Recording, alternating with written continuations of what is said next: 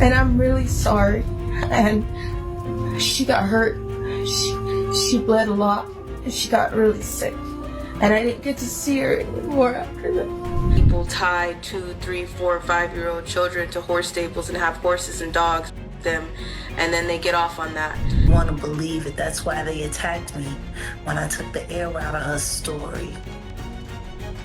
Let's see, when Allie Carter came back and, also addressed it. Y'all, it looks like Allie Carter didn't go quiet. It looks like she was silenced. This wasn't some influencer disappearing for clout. This woman was who had already been subpoenaed to testify in one of the biggest celebrity trials in U.S. history. A woman who went on live crying, begging, and saying if anything happened to her, it was the industry's doing. And now she's gone. No texts, no calls, no sightings, and worse, no one in power is even pretending to look for her. Y'all, the timing is very sinister. Allie vanished right before Diddy's trial began, and not long after, she accused him on camera of trafficking, animal satanic rituals, and what she called freakoffs involving kids as young as 4 years old. And she wasn't just talking about Diddy, she named names: Akon, Christina Coram, and even alleged Tupac was alive and his family had abandoned her. And Tupac, you won't be able to hide from the public if I do, okay? Anybody that was in my biological family as surrogate. Y'all, her stories were messy, disturbing, and at times hard to believe. But behind all the chaos, there was one consistent thread: fear. Now, Allie said her house was raided by armed men who weren't looking to scare her. They were looking to eliminate her. She told us, "You don't believe me? Here you go. What once was a full house, we were still paying rent on our house. What we were doing this whole time was moving everything because our house is gone." And then Jaguar Wright, she saw the writing on the wall from the very beginning. Jaguar warned us months ago that truth tellers like Allie don't just last long in this industry unless somebody protects them. Everyone knew he was the devil. He's been the devil for 30 years. He's been covered and protected. Now she's out here demanding answers, saying Allie's disappearance was intentional, that they took her before she could testify. And who exactly is they? Well, that's what we're about to unpack, because this isn't just about Diddy anymore. This is about a shadowy web of assistants, handlers, industry fixers, and $1 billion silence machine built to keep men like him untouchable. Stand, look at the tactics and pay attention. Pay attention. I'm still not asking you for a damn thing but to wake up. I'm not asking you for a damn thing but just to get outside. Now let's be real here. Allie Carter was reckless. She was loud. Jaguar Wright says that's exactly why she got kidnapped. So let's get into why she knew what she said and why she might have never been meant to reach that courtroom in the first place. It was all there, recorded and live streamed for all to see. Allie Carter went on IG Live just days before she disappeared. Her voice frantic, her face tired. Pressured, attacked, stalked, and hunted down for your own information. You get re-victimized again by people who wanted to argue a back and forth this week like that mattered. She said she was being hunted, said armed men had broken into her home in California, not once but twice, tore the place up looking for evidence, her words. Our house is gone. This is the price. This is the price of speaking out. And the timing couldn't be more suspicious because the break-ins happened just as she started name-dropping people in Diddy's circle. She claimed they leaked her address, her license plate, even her baby's location. And Jaguar Wright, who's been riding hard for Allie since day one, reposted the footage and said, "Y'all sat there and laughed at her, called her crazy, but everything she said, it's happening now." When I went, they tried to feed us. And I remember it because when Pig you night. have to do Say what? And y'all, the details are sickening. She made some wild allegations against Diddy, and it went so viral that her house got raided by armed men who were hoping to unalive her, but fortunately she wasn't home. And Allie didn't just talk about the harassment or industry corruption. She claimed that she was being hunted, and she said it plainly. If anything happened to her, that the people she was exposing were to blame. Just so you can focus before I go, if something happens to us after we get off this live, in the meantime, I just want you to know I have dropped paperwork, documents, information on everybody around the world, and I'm telling all of you insurance holders that are watching this right now, If we are dead, there is no point for you to sit on that information. Do you hear me? But the moment that broke people was when she looked straight into that camera, voice shaking, and said, Is the fact that there is a baby in the way. There's babies in the way. There are people that I love that I can't get out of the way. Y'all, let that sink in. This woman predicted her own disappearance. And what happened next? Radio silence. No live streams, no TikToks, not even a burner tweet. Even her family was confirmed that they filed a missing persons report and begged the public for help. But the cops, as always, dragging their feet. But here's the real kicker. Allie Carter has already been subpoenaed to testify in Diddy's case. In fact, some reports say she was listed as 3 in court documents, one of the star witnesses for prosecution. A key witness in the Diddy trial has gone missing. This is super concerning because she is crucial for the case against one of the biggest names in music. She was actually going under a pseudonym like 3 other witnesses in the case, but she decided to waive that right and reveal her identity in her testimony. But now she's MIA.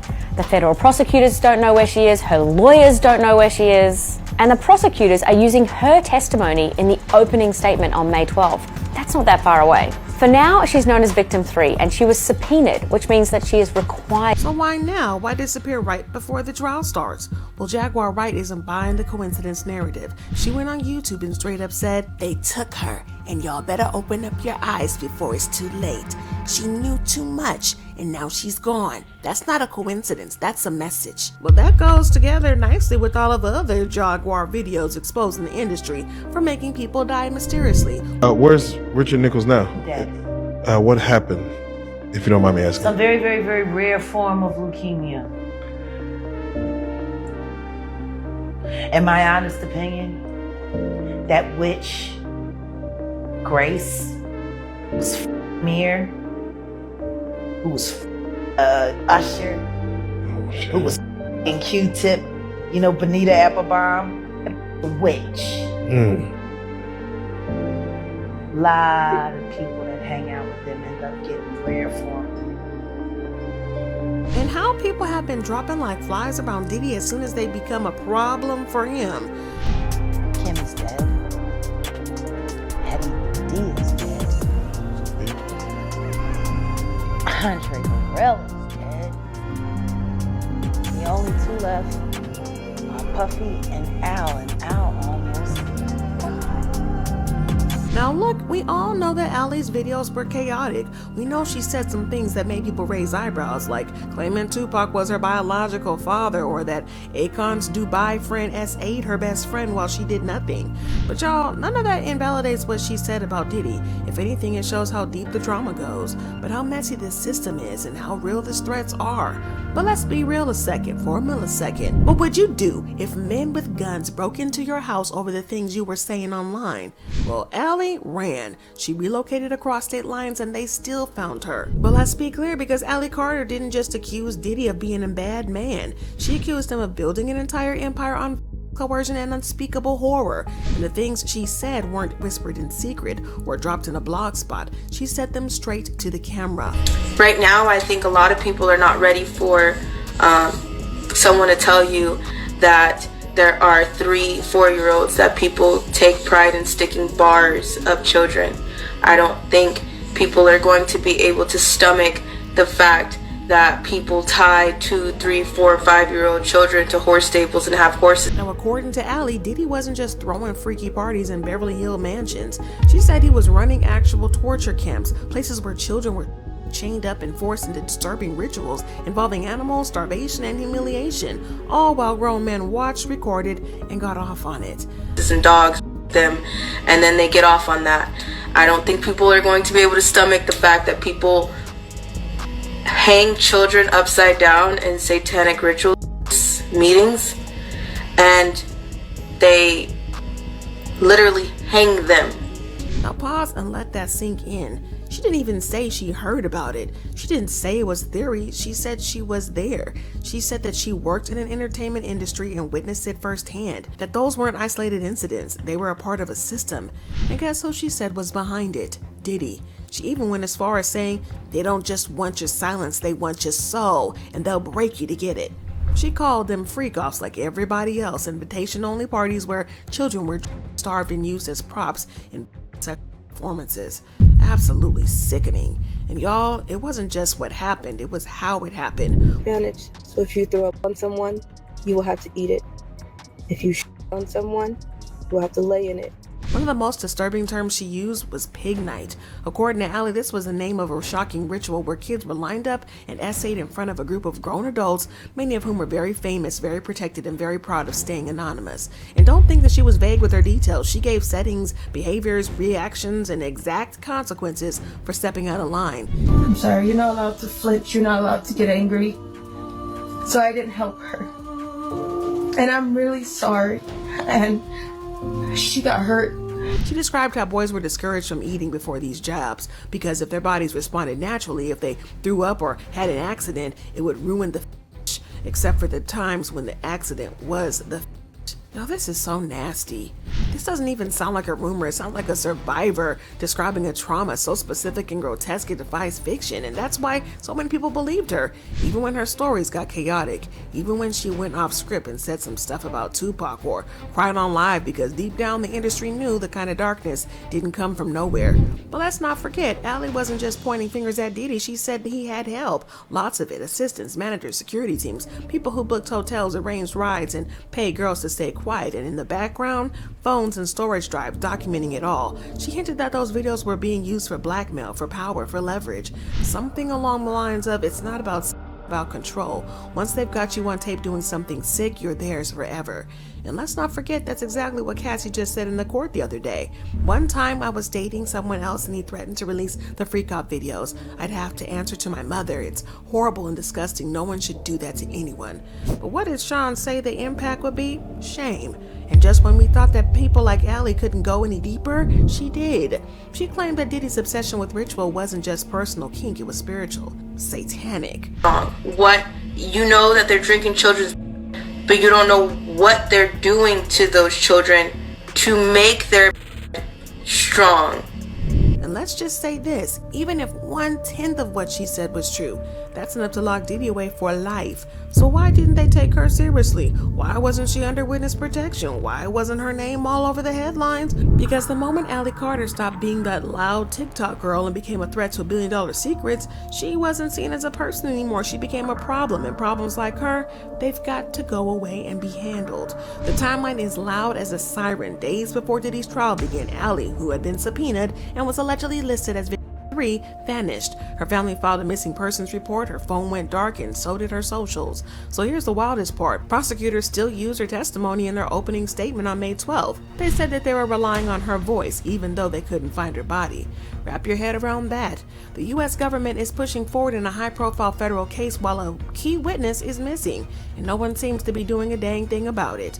Well, Jaguar Wright clocked it instantly. She got on camera and told the world this isn't a coincidence. And when Cat Williams backed her up, publicly demanding that Allie be found, it stopped being a conspiracy theory. It became a full-on call to action. Secrets, and this is the age of truth, and the truth doesn't need to be scared of the fact that people tell lies. Cats on drugs. All of these big dick deviants is all catching hell in 2024. It's up for all of them. It don't matter if you Diddy or whoever you is. TG Jakes, any of them. All lies will be exposed. That's all. And anyone who takes that the wrong way, know why they take it the wrong way. But let's talk about the woman behind the curtain, Christina Coram. Most people never even heard of her, but behind the scenes, she was Diddy's right-hand man, his chief of staff, his fixer, and according to lawsuits, she was the one who made the machine run smoothly, booking rooms, prepping, recruiting workers, cleaning up evidence, and threatening anybody who got too loud. She's been compared to Ghislaine Maxwell, and y'all, it kind of fits. Allie knew it, and just before she disappeared, she allegedly sent a voice note naming Christina as the woman protecting Diddy and making sure he never got caught. In lawsuit after lawsuit, Christina pops up as the one managing logistics for Diddy's freak-offs, even telling victims that his assaults were just his way of showing love. And when Allie named her, suddenly Christina released a statement saying she'd never condone any abuse and was devastated by the allegations. Girl, please. The indictment literally states the feds have gotten evidence from a lot of sources, recording messages, names, texts from Christina Coram. And if the prosecutors have a voice note, Christina might be next. Then just when folks thought Allie couldn't stir the pot any further, she pulled in Akon. According to her, she and a friend were invited to a party by Akon and a Dubai associate. Once there, their drinks were allegedly spiked and her friend barely conscious, with essayed repeatedly by the Dubai man. So, his friend fisted my friend anally. He her. She fought him and it made things worse. You're not allowed to help. Allie said she watched it happen when she was too scared to intervene. And I'm really sorry. And she got hurt. She bled a lot. And she got really sick. And I didn't get to see her anymore after that. Then, in a move that shocked everyone, she admitted that after the assault, she slept with Akon willingly. Same night, same house. I didn't get mad with Akon. I didn't get mad at all. I wasn't yelling. I wasn't asking him to let me go. I didn't get mad at him. I did what he said. It wasn't bad. It wasn't. People dragged her for it, of course, called her complicit, but what they failed to understand was that Allie wasn't excusing herself, she was confessing. And y'all, that's why her story hit so hard, because it was ugly, but it didn't follow a perfect narrative because it came from a place of real trauma, not a PR strategy. And now Allie's gone. At this point, nobody's even asking if Allie Carter was going to testify. They're asking how much she knew and how scared they were of her saying it out loud. Now, if there's one voice that never wavered during the whole mess, it's Jaguar Wright. Before Allie went missing, Jaguar had already warned us what happens to women who speak out, women who pull back the curtain on the music industry's demons and say no more. Now, Jaguar wasn't just worried, she was furious. Ain't nobody stopping me when I come. Why would they talk about it? Who is there to go to? Who's gonna help them? What HR department do you know of that works for any of these labels? Yeah. When have you ever heard of a sexual harassment suit being publicly acknowledged in the entertainment industry at all? Let's not forget, Jaguar knows what it's like because she's lived it. She exposed she called out industry predators. She told the truth on camera in interviews, on podcasts, and what did she get in return? She got arrested. Not once, but multiple times over petty nonsense like a late U-Haul return. You know, every time I've been arrested for something that I didn't do, and yet nobody said, but did he get arrested finally and get the book ready to be thrown at his very, very, very dancing feet? Y'all watch me get arrested there just for bringing Gene Deal to Dallas. It wasn't just her. I've had home invasion robbers at my house. I've had 7 dudes in Cleveland come to the hotel room with their guns out and masks on. You're kidding me? No. So I'm like, you know. Cat Williams also said he was targeted by paid assassins for sharing the dirty side of the industry. And Jaguar herself saw how shook up he was after that. And I'll never forget the day when they breached the house. And I left. You know, back in that moment, Cat was still wearing Kevlar to bed. To bed. I would get in bed with him at night and he would have Kevlar on. In bed.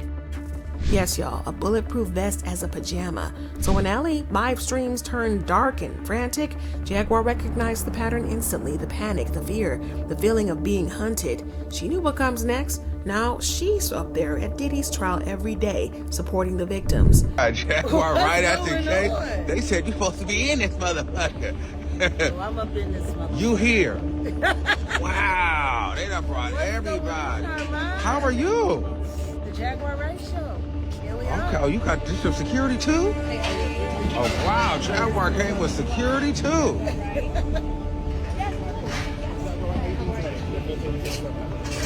Nice to meet you. You know, this first and foremost, I mean, this is, you know, the day of this trial.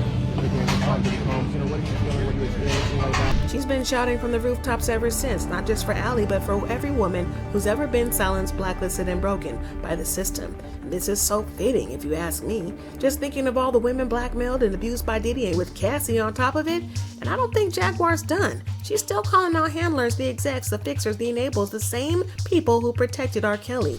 The same ones behind Diddy, the same ones now scrambling to bury Allie's story. The silence around Allie Carter is telling. No media storm, no public outcry, just internet whispers, and that's exactly what they want. Because this isn't about one woman going missing, this is about a whole system, terrified of what she might have said in open court. A system that didn't care how chaotic she sounded, how messy her trauma looked, or how unbelievable some of it was. They cared that she was loud, that she had receipts, and that she had nothing left to lose. Well, Diddy might have been the face of a scandal, but if you think that this ends with him, think again. Because if they can make Allie disappear, who's next? So what do y'all think really happened to Allie Carter? Was she taken to silence her testimony, or is she hiding from something even worse? And if Jaguar Wright is right, who else in the industry is helping cover this up? It's no secret at this point that Diddy had an army around him. So drop your thoughts and comments below, because this case is far from over. Don't forget to like, subscribe, and stay locked in, because the tea is only getting hotter from here. Stay safe, stay sound, and stay ready.